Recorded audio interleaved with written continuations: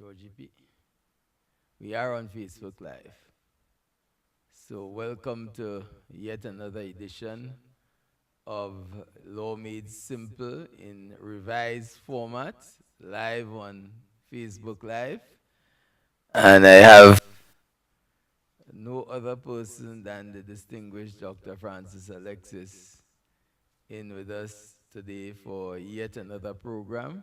As we all know, the focus these days, and no doubt in the coming weeks, would be on referendum, the CCJ, whether or not we vote yes or no.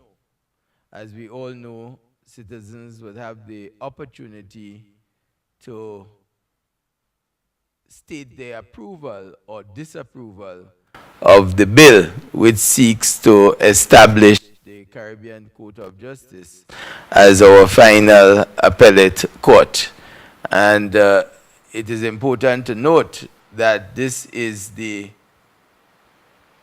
one of the key stages. It's not the final stage because if it's approved, then the bill ultimately will go to the Governor General to be assented to and will have to be published in the Gazette.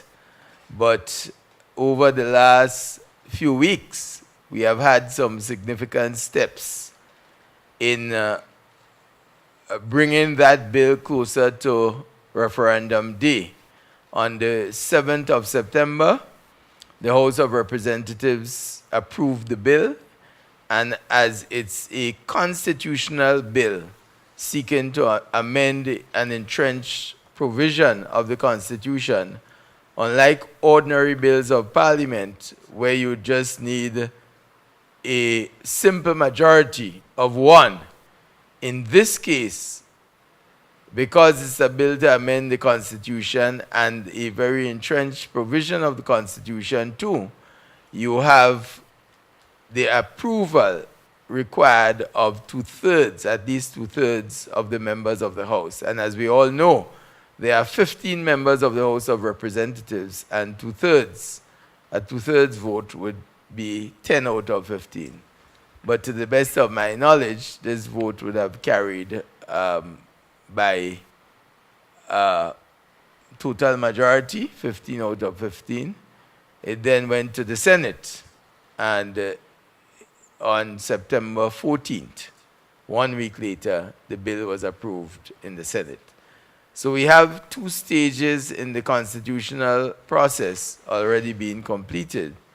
And the third critical stage will be November 6th, 2018, where persons who are registered to vote will have an opportunity to vote, and persons who are not yet registered, who were not able to vote in the last election for one reason or another because you were not registered, then you have an opportunity to be registered, I believe, up to Friday of this week, and after that, registration closes for the purpose of the referendum. So those of you who are not yet registered, you should try to get registered as soon as possible, certainly by Friday latest, and you'll have an opportunity to vote. And at the end of the day, when the count is made, if two-thirds of the persons who voted in that referendum say yes to the CCJ, then after the administrative requirements are completed, then we'll have the relevant amendment to the Constitution. If the citizens less than two-thirds vote in favor, then the bill simply will not carry, and the process has to begin all over again. If it does, in the very near future, time will tell.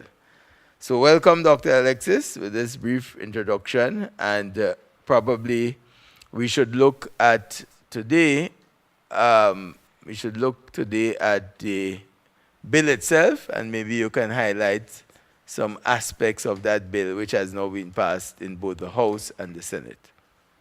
Thank you, Ruggles, for welcoming me. I thought I would welcome you back because I have been sitting in for you in last two editions of this Ruggles Ferguson show, Law Made Simple. So welcome back again. And yes, and I understand you did a fantastic job. Congratulations. well, thank you. I almost got fired. So the people want Alexis here. I know you Yes. are out on special assignments abroad, and we're happy to have you back. The bill, as you just mentioned, Constitution of Grenada Caribbean Court of Justice, and changing the name of the Supreme Court Amendment Bill, has now been passed by the two houses of Parliament, the House of Representatives and the Senate, by the requisite majority in each case. In the case of the Senate, all that was needed was a simple majority, as distinct from what applied as regards the House of Representatives, where 2/3 of all the members were needed. So that's a distinction. And that distinction is relevant because it tells us that there is no one straight line in this process. For example, you may hear some people questioning how come we are entrenching the CCJ agreement. And if you wish, later in the program I can address that. But the point I'm making for now is that right here in the Constitution itself, the Constitution is laying down two different requirements. One for the House of Representatives, where you need at least 2/3 of all the members of the House voting in favor of the bill for the bill to go forward. But in the case of the Senate, a simple, ordinary majority, that is to say, a majority of the senators voting on the bill on the day, that is all that is required. So we do have to keep in mind that there are different requirements even right here in Grenada, as between, on the one hand, the House of Representatives, and on the other hand, the Senate. And it would come then as no surprise that as you move from country to country across the Caribbean, you have different requirements. Indeed. I Good. think Jamaica is 2/3 of the Senate, I believe. Yes, 2/3 of the each Senate. house. Yes. So it's not one hat fitting all heads. There are different sizes. The bill, as passed by the House of Representatives and the Senate, has certain highlights.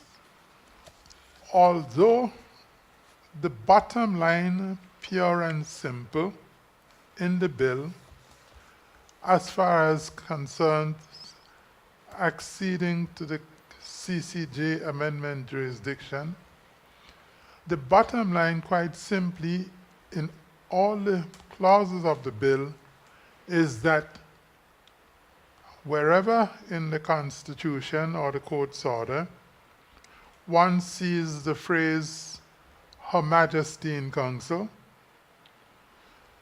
one would have to delete the phrase Her Majesty in Council and substitute instead the phrase the Caribbean Court of Justice. That really is the bottom line. And while we are about it, we again would make the observation that nowhere in the Constitution would one see the expression Privy Council. What the Constitution of Grenada knows is not the Privy Council as such, not by that name, but our Constitution calls that institution Her Majesty in Council. So, for example, if you go to clause 3 of the bill, you would see it is provided that Section 16 of the Constitution is altered in its subsection 4 by deleting the words Her Majesty in Council, wherever those words occur, and in each case substituting the words the Caribbean Court of Justice. That is the exercise which the nation is being asked to exercise its mind about. Although you could say that even in that context, the highlight of this part of the bill, I would say, would be Clause 5. Clause 5. Yes. I say that because Clause 5 is referring to the entrenching section of the Constitution. What does one mean by the phrase entrenching section of the Constitution? What makes the Constitution supreme, higher than an ordinary act passed by Parliament, is that the Constitution itself sets out requirements for altering the Constitution. And this is the section which safeguards, protects, entrenches, that's a technical word, entrenches the provisions of the Constitution against alteration by an ordinary act of Parliament. In that here in section 39 of the Constitution, you will see it written that materially certain provisions of the Constitution may not be altered unless, one, the bill for the alteration of those provisions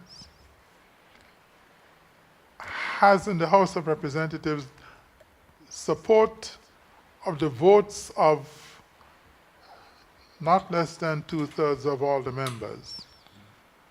In the Senate, it's a simple majority.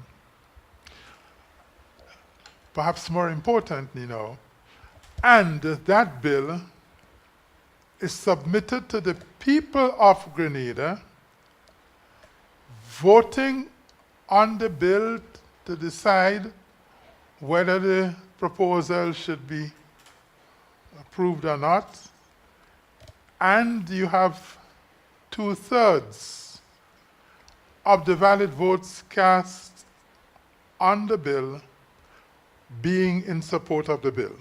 Right. So in fact, I think we should stick up in there, Doc, because what is important is that of the three arms of the state that we always speak about, the executive responsible for policy making, the legislature responsible for lawmaking, and the judiciary responsible for interpreting our laws, being the bastions of our constitution, that it is only Parliament that passes law. And this is a lawmaking exercise. So in another program, somebody raised an issue about the route being taken. And sometimes others, you might hear about certain callers raising the issue of establishing constituent assemblies, for example, in order to amend the Constitution. The route being taken is the route that the Constitution as the supreme law lays down. And there can be no deviation of that from that route, because what it would mean is that it will violate or breach the Constitution. So, as you indicated, Section 39 lays down the route to be taken when the Constitution is to be amended. And it says, it preserves, of course, that function of Parliament to pass the laws. So it's actually in Parliament, and in the House of Representatives, for example, you have the representatives of the people from the 15 different constituencies. And the Senate, we have the appointed senators. But it's two-thirds of the representatives of the people in the House of Representatives who will determine whether that bill should go forward or not. And therefore, when you distinguish now the exercise that is to take place on November 6th, it's really about approval. Do you approve the bill passed by Parliament? So it's a part of the process. And I think it's important to understand that, because some people seem to be under the mistaken notion that there is some other route one can go besides the route being adopted for this particular constitution. In other words, we have choices, and we have chosen X over Y or Z. But that, as the constitutional expert you are, you can say that's how all constitutions operate throughout the world. They have their rules for amending the Constitution, and this is our rule. And therefore, we can't just be setting up other structures to usurp the role and function of Parliament, despite what we might think. We may think that Parliament should be doing a better job, or we have a problem with the composition of Parliament, whether there is one party dominating the Parliament, or two parties, or three parties representing the people, then that's the same approach that will be taken. Your comments? Yeah, sure. I suppose in very abstract constitutional theory, not applicable to Grenada, you may point to situations like 1776 in the United States, or even when John Cromwell came to office in Britain.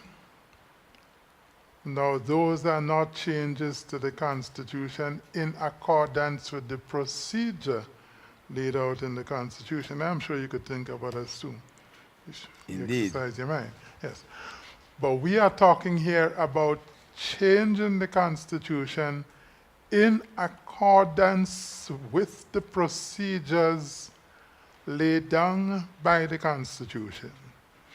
And those procedures arguably redefine Parliament for this purpose, in that, theoretically, for changing Her Majesty in Council to the Caribbean Court of Justice, Parliament will now comprise the House of Representatives, the Senate, the people voting in the referendum, those who vote, and Her Majesty. But outside of that formulation, the Constitution will not recognize any outcome not coming from these elements. Let that be very clear. So, for example, if you called a constituent assembly, you remember there was a trial over at St. David's a few decades ago? 1973, yes. Good. Lord Brownlow. Lord Brownlow trial. Yeah. No, that was not a trial in accordance with the Constitution. It may have had its political objectives, and it may to some extent have achieved them. But that would not have the force of law while the Constitution stood. Right. That would have been more symbolic. Precisely. A people's trial, yes. People's trial. Yes. Yes. So I think it's important that we clarify that in view of, issues being raised about route and doing it differently. Yes, I've had a question put to me on one of these shows I've been taking part in. Why is it that it is Parliament that is passing the bill? Right. It is Parliament that is passing the bill because the Constitution says the provisions of this Constitution may be altered by Parliament, Section 39, in accordance with the procedure set out in this section. Yes. And it is interesting that that Section 39, which has the requirements for altering, changing the Constitution, immediately follows Section 38, which says that Parliament may make laws for peace, order, and good government. So in those two immediately succeeding sections, 38, making general laws, 39, passing laws to amend the Constitution, those two provisions practically exhaust the total power of Parliament in making laws. Good. So let's just repeat. The House passed the bill, the Senate passed the bill, because that is how the Constitution says that the Constitution may be amended by Parliament, by the House of Representatives voting 2/3 in favor of the bill, by the Senate voting on an ordinary simple majority, by the people come 6 November answering the question, do you approve of Grenada getting out of Her Majesty in Council and going in to the CCJ? The next clause in this bill we would focus on, Ruggles, is the Eastern Caribbean 9th Supreme Court? clause. Oh, clause 9. Yes. Okay. We are focusing on this clause because it is this clause which is zeroing in deliberately, directly on the provision of the Constitution providing for appeals to Her Majesty in Council. So this is a nerve center of appeals to the Privy Council. Section 104 of the Constitution. Yes. And when you go to clause 9 of the bill, you see it is saying that section 104 is repealed and replaced, essentially, as follows. You have to address section 104.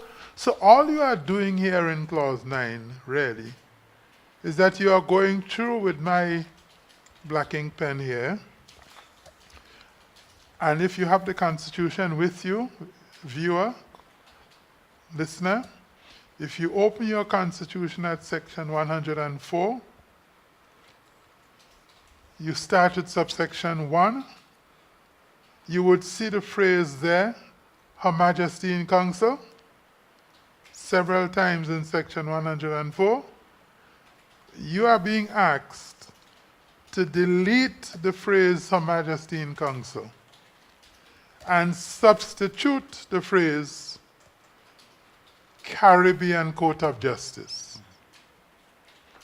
So this section 104 in the Constitution is, I say, the nerve center from which appeals go from Grenada to Her Majesty in Council, the Privy Council.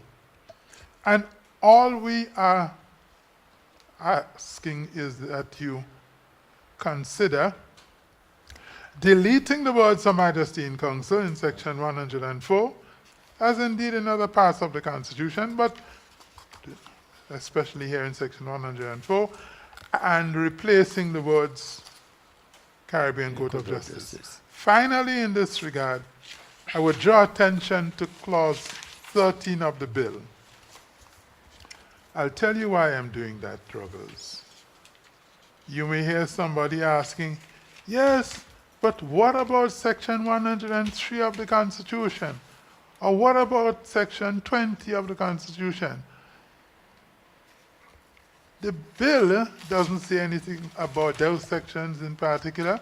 Now, section 1 and section 1.3, that is to say, clause 13 of the bill, is what you will call a sweep up amendment, meaning out of the abundance of caution, the draft people are saying in clause 13 that if you find in any part of the constitutional instruments other than those specifically mentioned above,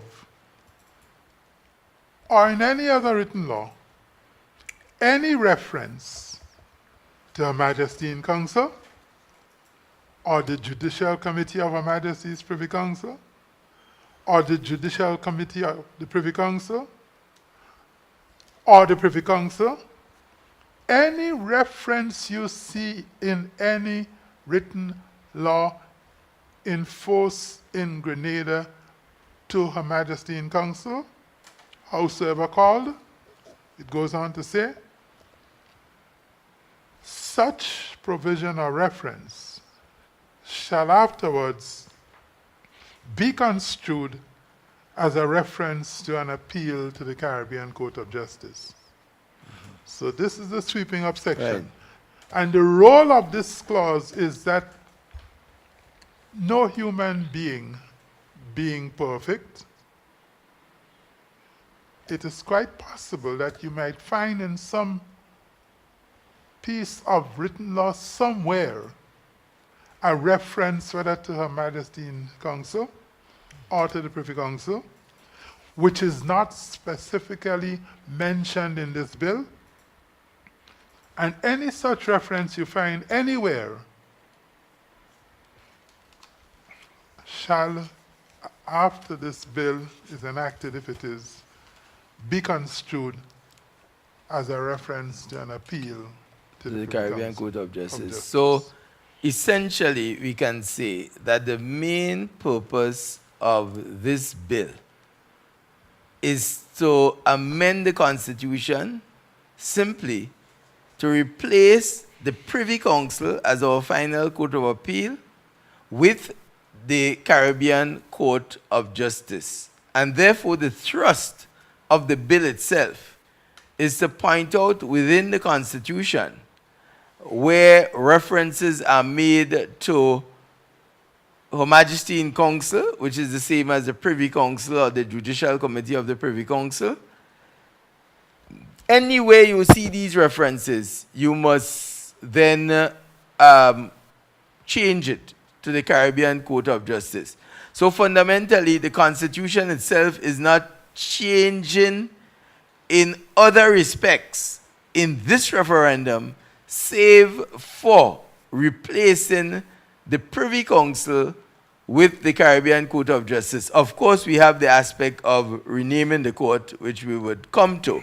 But with respect to the court and the court system, all that is happening is a replacement of one and the substitution with another. Would that be the correct way to describe what exactly is taking place here?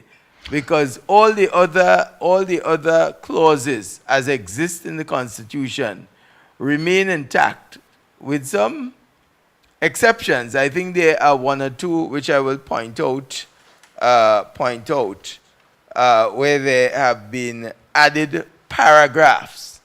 But the thrust is to capture that we're moving from final Court of Appeal Privy Council and appellate jurisdiction of the Caribbean Court of Justice. Because I think because there are two jurisdictions in the Caribbean Court of Justice, you have the original jurisdiction, and we are already part of that. There was no need for any constitutional change or constitutional or any referendum as part of a constitutional process.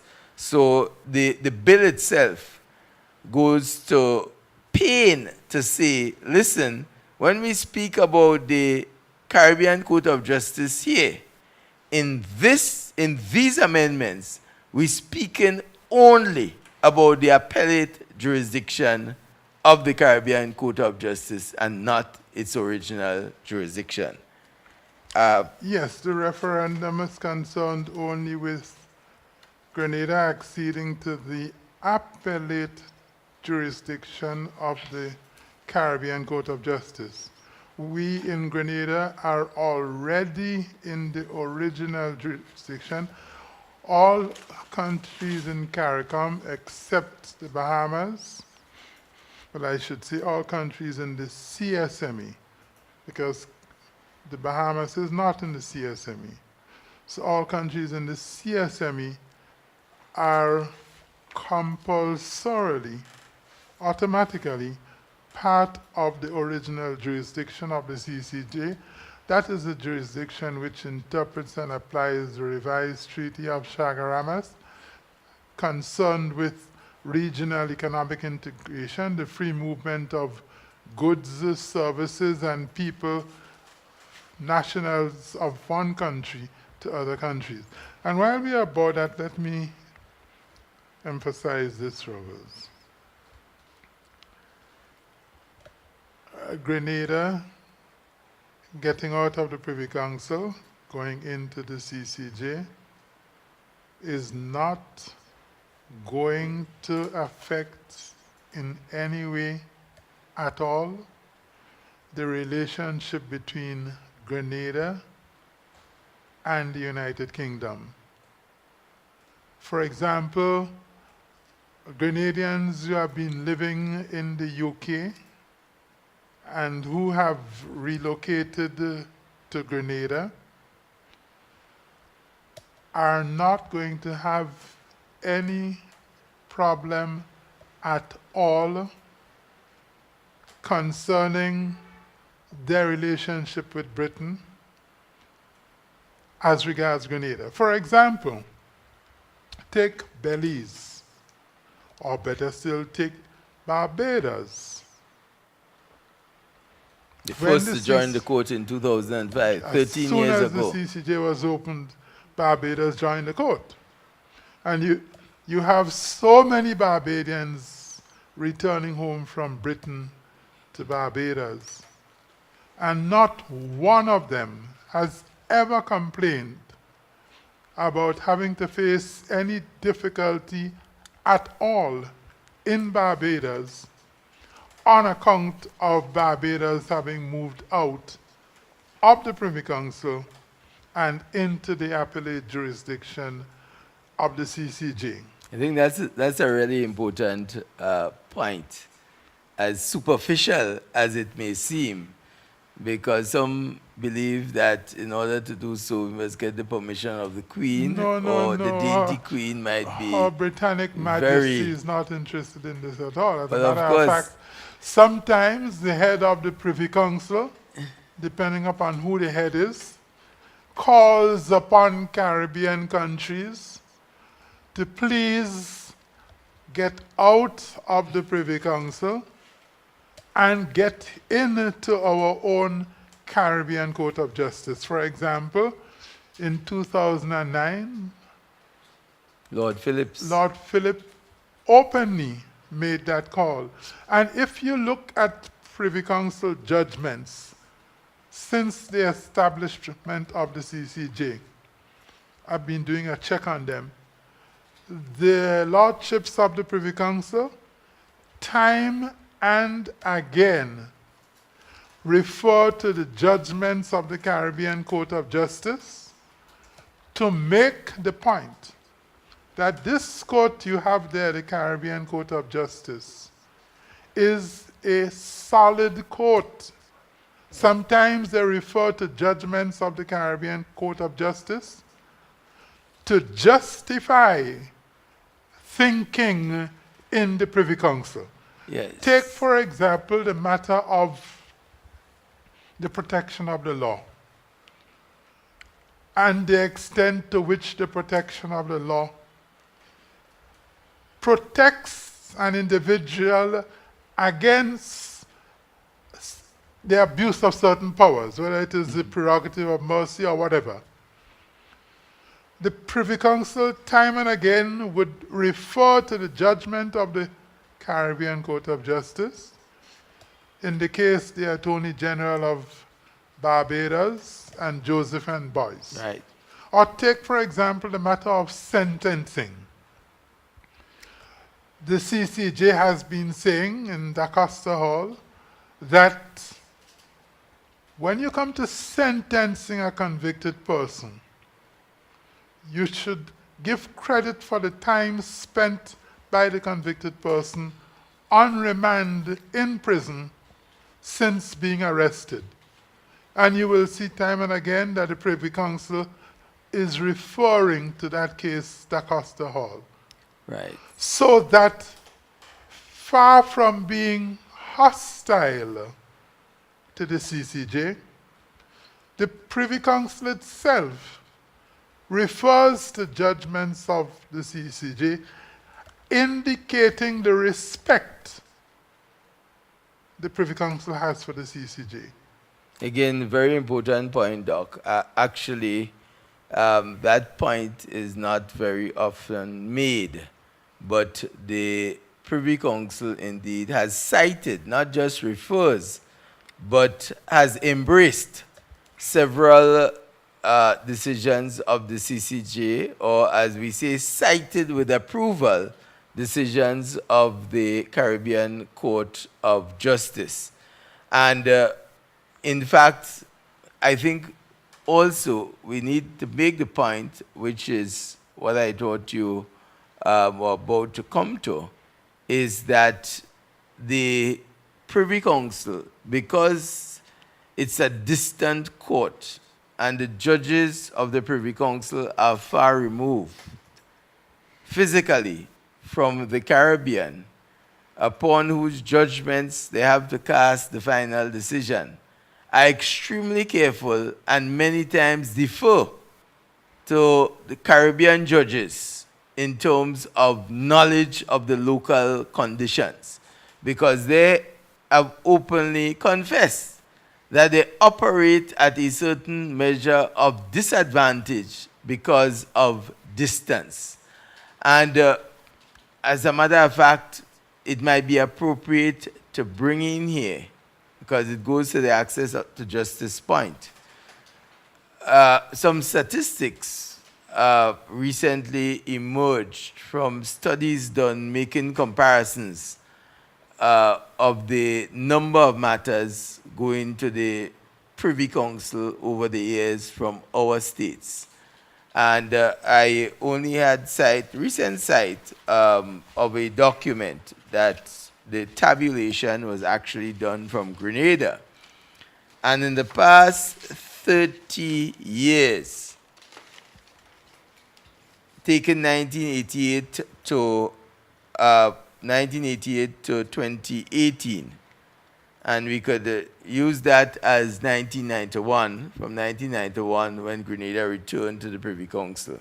But over that period, there was a total of 16 appeals from Grenada. 16.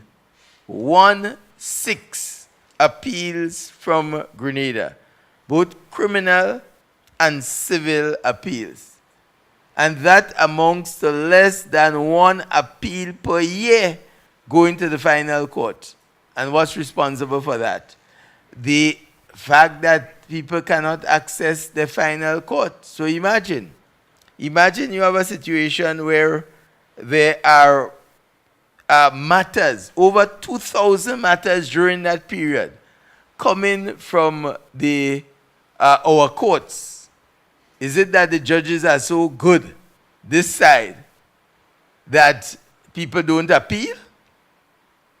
On the one hand, sometimes you hear all these complaints, but less than one appeal per year going to a final court.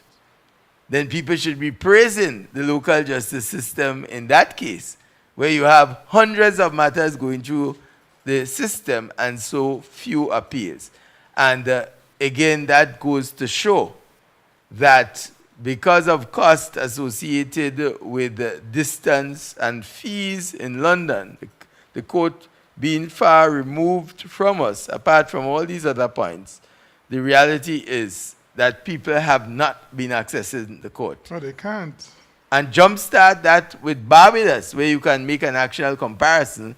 I don't have the figures for Belize, but the study done by Professor Berry, David Berry, the Dean of the Faculty of Law at the University of the West Indies, Keyville campus, when he made the comparison of the number of cases going to the Privy Council between 1995 and 2005. 2005 being the benchmark, of course, because in 2005, Barbados left the Privy Council and joined the Caribbean Court of Justice. And how many cases did he come up with? 10 or 11. And then, now, he looked at post-2005 for the next 10-year period, 2005 to 2015, and bingo, over 40 cases, an increase by 400%.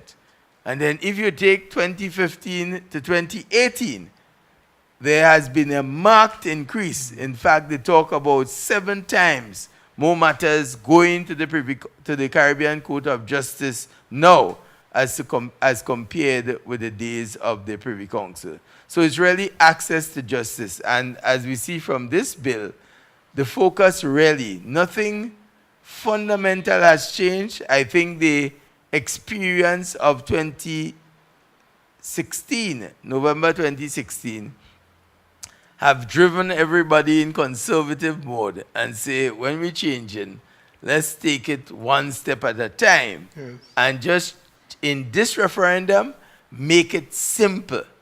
That the issue is changing from the Privy Council and replacing it with the Caribbean Court of Justice. And that's why in this act, you realize the bill actually is a relatively short bill. When I check the bill, it's numbered sections 1 to 31.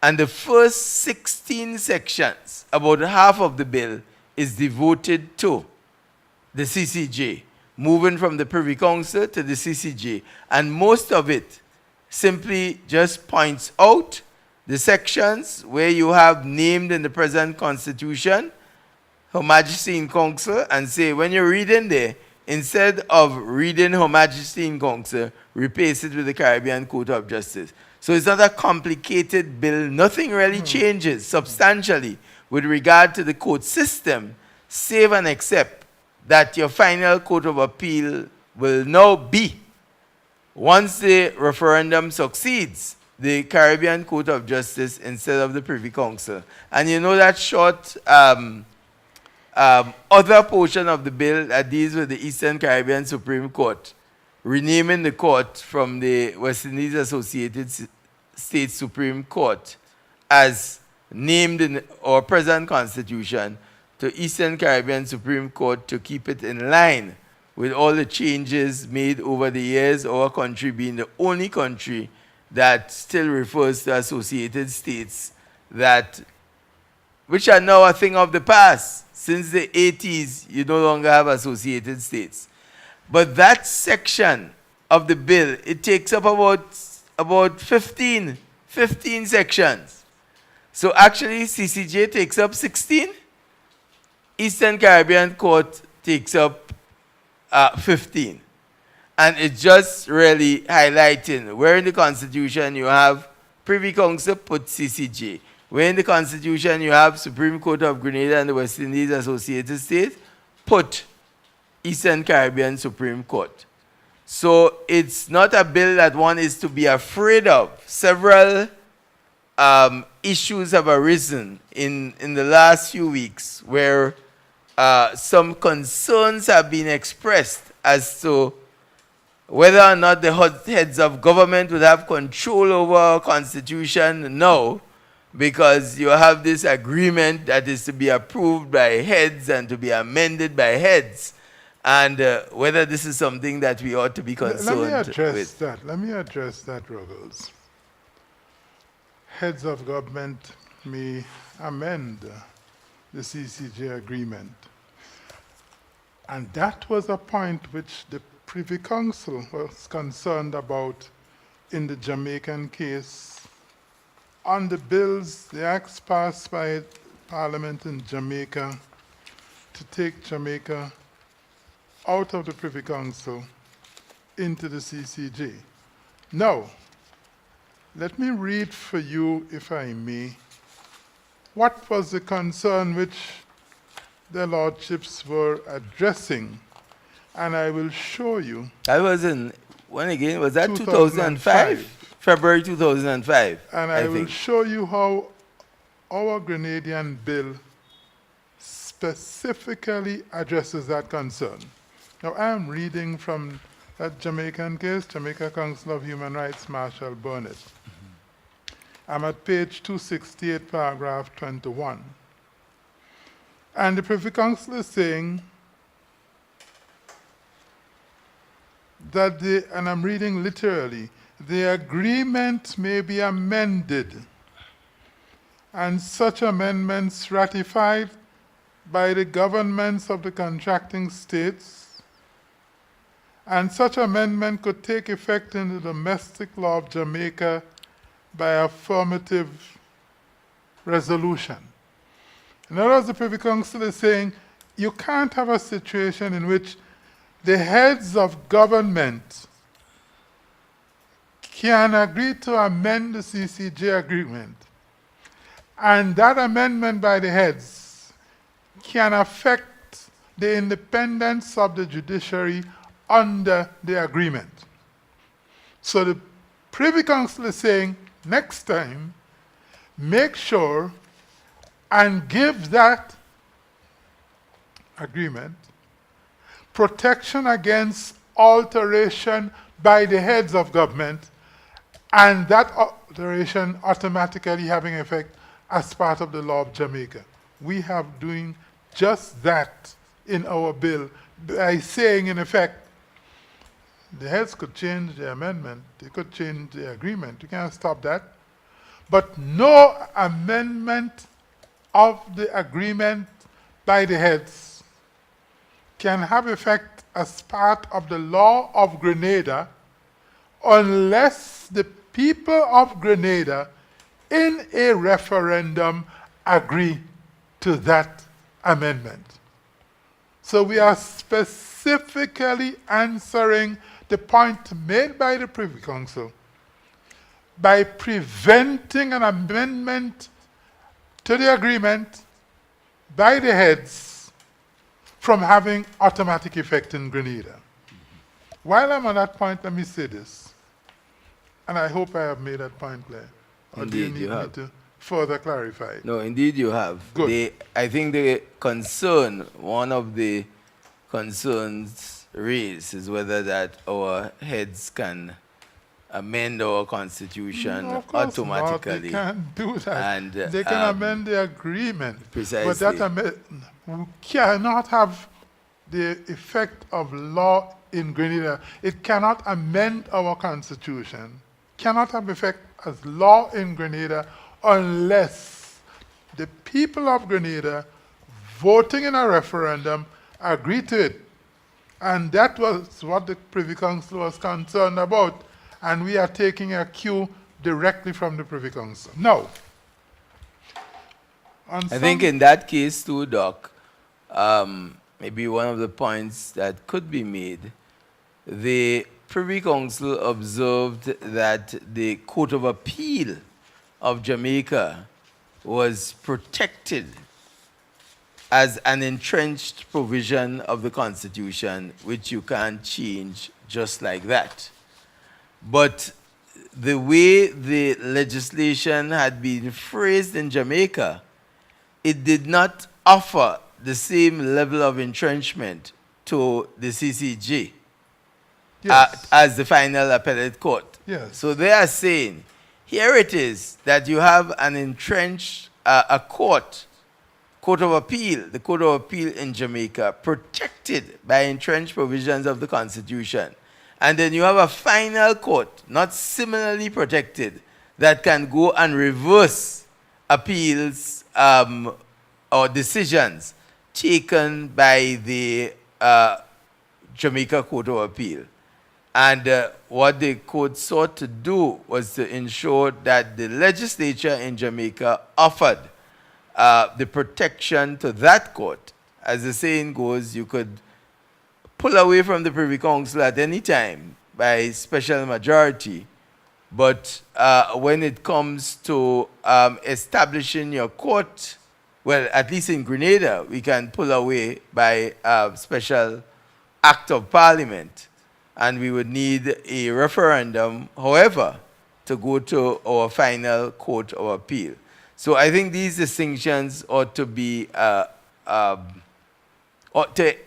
explained because they are fairly technical in nature, and that these concerns have actually been covered by case law and major decision contained in a major decision coming out of the Privy Council itself. Yes, the about 13 years ago. The short point is that the Privy Council was saying in the Jamaican case, you cannot have a situation in which the heads of government can alter the agreement, and that alteration automatically having effect as part of the law of Jamaica. That's the point. Taking a cue from that, our bill is saying you cannot have a situation in which the heads of government can alter the amendment, the agreement, and that alteration having effect automatically as part of the law of Grenada.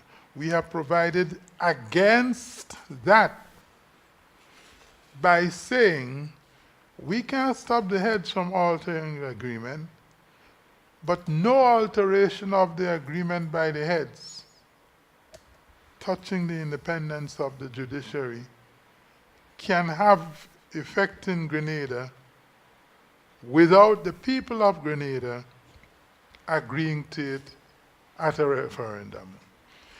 Which leads to another point, if I may, namely, you may hear talk about fixing the local situation first before going into CCJ. The answer to that is this. Going into the CCJ appellate jurisdiction is not going to involve siphoning off monies from the annual budget of Grenada into the CCJ, because Grenada's contribution to the financing of the CCJ was paid up front when the $100 million US fund was established for the financing of the court. As Prime Minister Motley pointed out, this is not to suggest that the day will never come when that seed money may have to be topped up. But the point is that as things stand now, we have already paid our dues to be in the CCJ appellate jurisdiction. But we are not taking advantage of what we are paid for. So actually the opposite obtains. Not only we don't have to pay an additional cent to join the court, but we have already paid, and as I many times make the point, not only did we pay, we borrowed money to pay. We paid back that loan, and now we are not fully utilizing the court. So not only is a situation where we are not taking money from away from the local court system that can be pumped in the local court system, but we are actually operating a final court that we are not fully utilizing. And I think it's important for the general public out there to understand that when we speak about a final court of appeal in the form of the Caribbean Court of Justice, it's not a court that we have to go and build. To say, listen, instead of building a CCJ, we could build 5 magistrates' courts and an additional high court. So don't take the money and divert it to the Caribbean Court of Justice. We don't have to pay additional judges, or we don't have to pay the judges. The judges are paid whether Grenada is part of the appellate jurisdiction of the court or not. We don't have to go and buy technology for the court. because the court is a functioning court. We are joining something, unlike Barbados, who took the brave step in 2005. They didn't know how the court would turn out. They joined both Barbados and Guyana, and 13 years later, we have the evidence in the form of the judgments of that court from which we can make an informed conclusion about the quality of the court. So it's important when that local point is made that we understand that we're not building a new courthouse. The physical court is already there, the judges are already in place, the technology is already in place. But there's also the other point, Doc, is that it would actually help the local system, and probably you could elaborate a bit on that.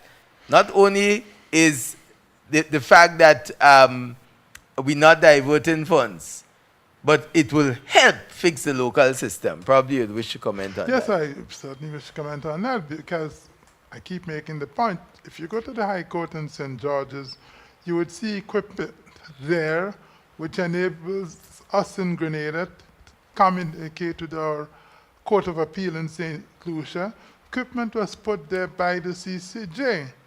We've never gotten anything like that at all from the Privy Council. They sit on judgments and that's it.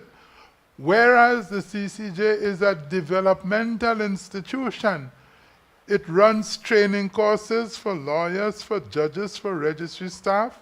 It helps with equipment. The only equipment we have here in the High Court in St. George's, enabling us to communicate out of Grenada. Not only that, the last Prime Minister of Barbados complained publicly time and again. When the Privy Council is referring to delays in the administration of justice in Barbados, the Privy Council does so in muted terms, meaning you have to read between the lines to see what they're talking about. But when the CCJ is complaining about that, the CCJ does so in terms that everybody can understand, that you cannot have a situation in which a man is sentenced to prison. He has appealed, and he is serving the time completely before the appeal comes on. Right.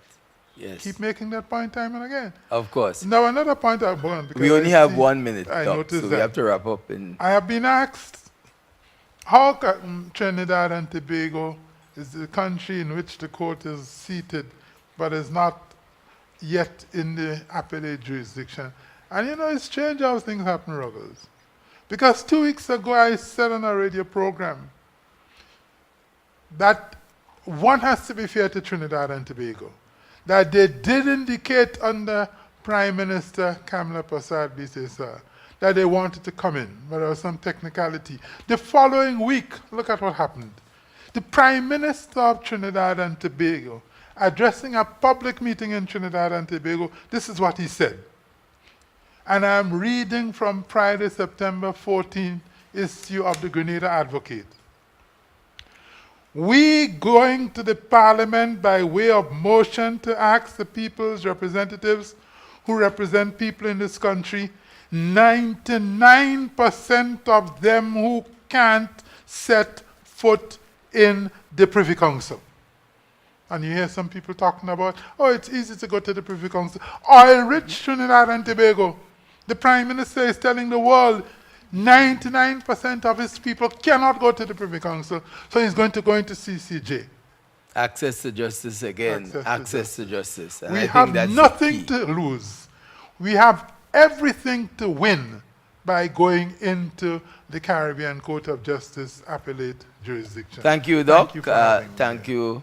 Thank you, Georgie P. And this is yet another program of Law Made Simple, and we will be back, as usual, with our weekly program focusing on Referendum 2018.